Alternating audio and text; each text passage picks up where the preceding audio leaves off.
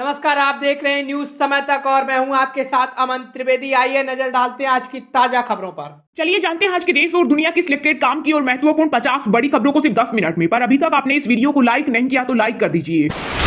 लोकसभा चुनाव से पहले श्रमिकों को मोदी सरकार का बड़ा तोहफा। मनरेगा की मजदूरी में 3 से 10% तक का किया इजाफा। अब हर राज्य में श्रमिकों को पहले से ज्यादा मिलेगी मजदूरी। नई दरें 1 अप्रैल 2024 से होंगी लागू। अरविंद केजरीवाल की ईडी कस्टडी 1 अप्रैल तक बढ़ी। सीएम ने कोर्ट में खुद पैरवी की। कहा, जिस बयान पर चांदनी चौक का एक जेब कतरा ना पकड़ा जाए उस पर मेरी गिरफ्तारी हुई। क्या गिरफ्तारी के लिए 4 बयान काफी है? वहीं दिल्ली हाई कोर्ट ने केजरीवाल को मुख्यमंत्री पद से हटाने की याचिका की खारिज। कहा, हमारी दखल की कोई गुंजाइश नहीं। देश के सबसे बड़े सरकारी बैंक एसबीआई के करोड़ों खाता धारकों को लगेगा झटका। 1 अप्रैल से डेबिट कार्ड पर बढ़ जाएंगे एनुअल मेंटेनेंस चार्जेस। विभिन्न डेबिट कार्ड के मामलों में एनुअल मेंटेनेंस चार्ज में की जाएगी 75 रुपए तक की बढ़ोतरी। भारत में बने फाइटर प्लेन ने पहली बार भरी उड़ान। बेंगलुरु में एलसीए तेजस मार्क 1A विमान 15 मिनट तक हवा में रहा। इसमें एडवांस रडार और सेल्फ डिफेंस की क्षमता। वायुसेना ने 83 प्लेन का ऑर्डर दिया। वहीं इंडियन आर्मी के चीफ जनरल मनोज पांडे बोले, हमारी तैयारी का स्तर ऊंचा। वहीं पूर्व लद्दाख की स्थिति पर सेना की कड़ी नजर। वरिष्ठ अधिवक्ता हरीश साल्वे समेत देश भर के 600 से ज्यादा वकीलों ने सुप्रीम कोर्ट के मुख्य न्यायाधीश डीवाई चंद्रचूड़ को लिखा पत्र। बोले, एक खास ग्रुप द्वारा न्यायपालिका को प्रभावित करने की हो रही कोशिश। वहीं पीएम मोदी बोले, दूसरों को डराना धमकाना कांग्रेस की संस्कृति।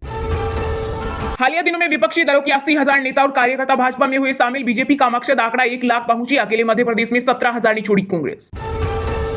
सरकार अग्निवीर योजना में बदलाव के लिए तैयार। रक्षा मंत्री राजनाथ सिंह बोले, सेना को युवाओं की जरूरत पड़ी तो हम बदलाव भी करेंगे।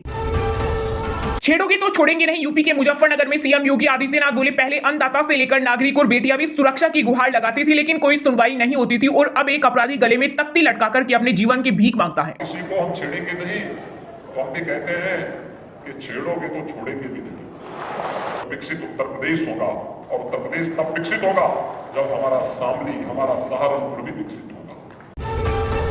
सोना 66,971 पर पहुंचा। अब तक का सबसे महंगा। इसी महीने 4,000 से ज्यादा बढ़ी कीमत। चांदी भी फिर से 74,000 के पार निकली। मशहूर फिल्म अभिनेता गोविंदा ने ज्वाइन की शिंदे गुट की शिवसेना। महाराष्ट्र के सीएम एकनाथ शिंदे की मौजूदगी में हुए शामिल। मुंबई नॉर्थ वेस्ट से लड़ सकते हैं लोकसभा चुनाव। भारत चीन सीमा विवाद पर बीजिंग में हुई बैठक। इस दौरान दोनों देशों के प्रतिनिधिमंडल ने राजनयिक सैन्य चैनलों के माध्यम से शांति बनाने पर जताई सहमति। मेरे पास चुनाव लड़ने के पैसे नहीं। वित्त मंत्री निर्मला सीतारमण बोली, आंध्र प्रदेश या तमिलनाडु से लड़ने का ऑप्शन मिला था लेकिन मैंने इनकार कर दिया। भारतीय मार्केट के लिए टेस्ला का बड़ा प्लान। आत्मनिर्भर भारत और स्किल इंडिया के तहत कंपनी आधे दाम पर बेचेगी ई वाहन की बैटरी। साल 2025 तक देश भर में खुलेंगे 5,000 सेंटर। अगर फेक न्यूज फैलाई तो होगी 3 साल की सजा। मुख्य चुनाव आयुक्त राजीव कुमार ने कहा, 100 मिनट में एक्शन लेगा चुनाव आयोग। ईसी ने बनाया मीडिया मॉनिटरिंग सेल। भारत में जल्द ही लॉन्च होगा मैग्नेटिक वायरलेस चार्जिंग वाला पहला एंड्रॉइड फोन, जिसे अभी तक एंड्रॉइड सेगमेंट में किसी भी कंपनी ने लॉन्च नहीं किया है। चीन के साथ संबंध बहाल करने के लिए कभी नहीं कर सकते सीमा सुरक्षा से समझौता। मलेशिया में विदेश मंत्री एस जयशंकर ने ड्रैगन को कही 2 टूट। चुनाव से पहले कांग्रेस को दिल्ली हाईकोर्ट से लगा बड़ा झटका। आयकर विभाग के आदेश को चुनौती देने वाली पार्टी की याचिका खारिज। अभी फ्रीज रहेंगे कांग्रेस के बैंक अकाउंट। महाराष्ट्र में एनडीए के बीच लोकसभा चुनाव के लिए सीट शेयरिंग फॉर्मूला लगभग तय। भाजपा 27, शिवसेना 14 और एनसीपी 5 सीटों पर लड़ सकती है चुनाव। पहली बार गायों में मिला बर्ड फ्लू का वायरस। ये प्रवासी पक्षियों से आया। इससे दूध गाढ़ा और उसका रंग फीका हो रहा। लोग मेरे पैर नहीं छूते बल्कि भगवान राम के प्रति अपनी आस्था को प्रणाम करते हैं। मेरठ लोकसभा सीट से भाजपा प्रत्याशी अरुण गोयल बोले, मैं राजनीति नहीं जानता और न ही राजनीति करूंगा। दिल्ली, यूपी, बिहार समेत कई राज्यों में बारिश का अलर्ट। पहाड़ों पर होगी बर्फबारी। वहीं मैदानी इलाकों में तूफान के साथ हल्की से मध्यम बारिश होने की संभावना। आईएमडी ने जारी किया अलर्ट। बहु बेटियों को तंदूर में जलाना व जलील करना कांग्रेस की फितरत। कंगना रनौत पर टिप्पणी के बाद भड़के हिमाचल के पूर्व सीएम जयराम ठाकुर। भीषण जातीय हिंसा का दंश झेल रहे मणिपुर में लोकसभा चुनाव का बॉयकॉट। अमर्त्य सेन ने उठाया आजादी पर हमले का मुद्दा। बोले, अंग्रेजी हुकूमत जैसी जुल्में आज भी जारी। पंजाब के सीएम भगवंत मान के घर गुंजी किलकारी। पत्नी डॉक्टर गुरमीत कौर ने बेटी को दिया जन्म। मुख्यमंत्री ने ट्वीट कर सोशल मीडिया पर दी जानकारी। कहा, जच्चा और बच्चा दोनों स्वस्थ। भारत से दुश्मनी कर बूंद बूंद पानी को तरसा मालदीव। राष्ट्रपति मोहम्मद मोइजू ने चीन से मंगाया 1500 टन ड्रिंकिंग वाटर। अगर 100 करोड़ का घोटाला हुआ तो पैसा कहां गया, कोर्ट में बोले अरविंद केजरीवाल। महबूबा बोली, केवल राहुल जम्मू कश्मीर का दर्द समझते हैं। चुनाव में इंडिया जीता तो यह है हमारे लोगों के जख्मों पर मरहम लगाने जैसा। आम आदमी पार्टी के नेताओं के बाद अब दिल्ली के सीएम अरविंद केजरीवाल की पत्नी सुनीता के रिश्तेदारों के यहां ईडी की रेड। फेमा के मामले में हुई कार्रवाई। पश्चिम बंगाल में मोदी की गारंटी का दीदी की गारंटी से होगा मुकाबला। बीजेपी हिंदुत्व का रखेगी एजेंडा तो टीएमसी का महिलाओं पर रहेगा विशेष फोकस। अप्रैल के पहले हफ्ते से 2 दर्जन योजनाओं की कामयाबी को दीदी की गारंटी नाम से पेश किया जाएगा। कहा, मोदी की गारंटी फेल हो गई। ये आम आदमी पार्टी को तोड़ना चाहते हैं, मैं जांच के लिए तैयार हूं। दिल्ली की रावजीवानी कोर्ट में पेशी के दौरान बोले सीएम अरविंद केजरीवाल का यह एक राजनीतिक साजिश, जनता देगी इसका जवाब। इलेक्ट्रिक गाड़ी खरीदने वालों के लिए अच्छी खबर, देश भर में इंडियन ऑयल कॉर्पोरेशन के पेट्रोल पंप पर लगेंगे 1400 चार्जर। कांग्रेस की 8वीं लिस्ट में 4 राज्यों के 14 नाम, विदिशा से शिवराज सिंह के सामने प्रताप भानु, वहीं एक्ट्रेस कंगना रनौत पर बयान देकर विवाद में आई सुप्रिया श्रीनेत का महाराजगंज से टिकट कटा। बिहार में महागठबंधन की बढ़ेगी मुश्किलें, 15 लोकसभा सीटों पर ओबीसी की पार्टी एआईएमआईएम ठोकेगी ताल, प्रदेश अध्यक्ष अख्तरुल ईमान ने प्रेस कॉन्फ्रेंस कर दी जानकारी। बीजेपी ने लोकसभा चुनाव के लिए 12 राज्यों के चुनाव प्रभारी और सह प्रभारी चुने, ओपी धनखड़ को दिल्ली का प्रभारी बनाया, महाराष्ट्र का जिम्मा डॉक्टर दिनेश शर्मा को सौंपा। डॉग लवर्स हो जाएं सावधान, दिल्ली से सटे यूपी के नोएडा, ग्रेटर नोएडा में 23 खुखार नस्ल के कुत्तों पर लगा बैन, आदेश नहीं मानने वालों पर होगी कार्रवाई। वहीं जम्मू कश्मीर में पिटबुल और रोटवीलर प्रजाति के कुत्ते पालने वालों पर लगेगा तगड़ा जुर्माना।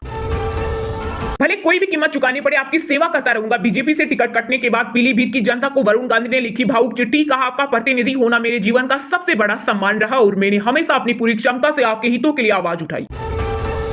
चुनाव से पहले कांग्रेस को लगा एक और झटका, देश की सबसे अमीर महिला सावित्री जिंदल ने छोड़ी पार्टी, बीजेपी में हुई शामिल। हरियाणा के सीएम नायब सैनी ने पहना है पार्टी का पटका। चलिए अब जानते हैं जो आम आदमी के काम की और फायदेमंद खबरें हैं उनको विस्तार से। पर इससे पहले अभी तक आपने इस वीडियो को लाइक नहीं किया तो लाइक कर दीजिए।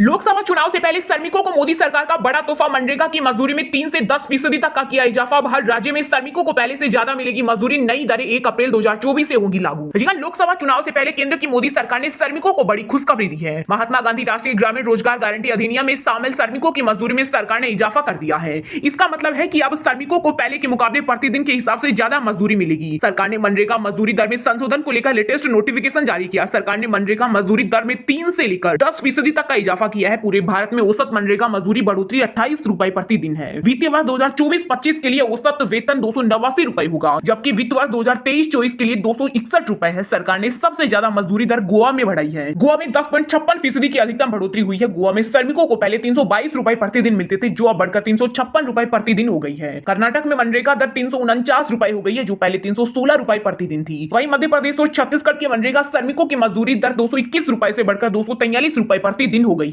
उत्तर प्रदेश और उत्तराखंड में शामिल मजदूरों की रोजाना दिहाड़ी 230 रुपए से बढ़कर 237 रुपए हो गई है। इसके अलावा हरियाणा, असम, मणिपुर, अरुणाचल प्रदेश, नागालैंड, राजस्थान, केरल और लक्षद्वीप के मनरेगा श्रमिकों की दरों में 7% का इजाफा हुआ है। अब इनकी दैनिक मजदूरी 267.32 से बढ़कर 285.47 रुपए हो गई है। वहीं केंद्र की अधिसूचित मजदूरी दरों के अलावा राज्य सरकार भी लाभार्थियों के लिए इस लेवल से अधिक मजदूरी दर प्रदान कर सकती है। केंद्रीय ग्रामीण विकास मंत्रालय की आधिकारिक वेबसाइट के मुताबिक जनवरी 2024 के आंकड़ों के मुताबिक मनरेगा में 14.28 करोड़ सक्रिय श्रमिक है। दरअसल 1 फरवरी 2024 को वित्त मंत्री निर्मला सीतारमण ने आम बजट पेश किया था। इस बजट में उन्होंने मनरेगा के बजट में वृद्धि का ऐलान किया था।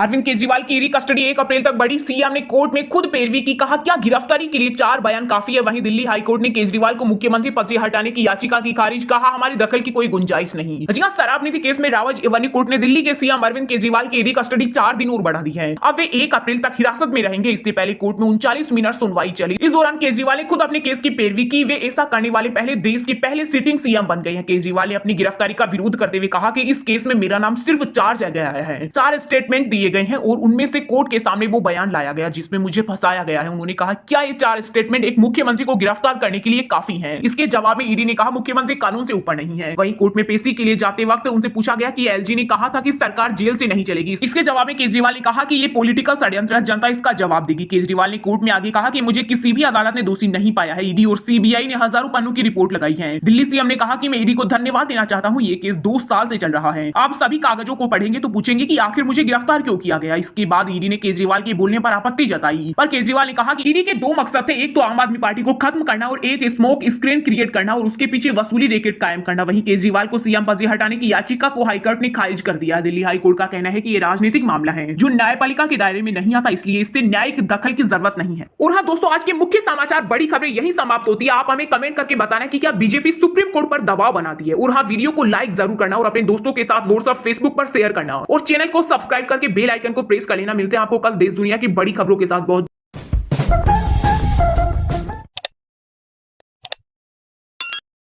फिलहाल खबर में इतना ही। तब तक के लिए देखते रहिएगा न्यूज समय तक और दीजिए यानी हमें यानी कि अमन त्रिवेदी को इजाजत। नमस्कार।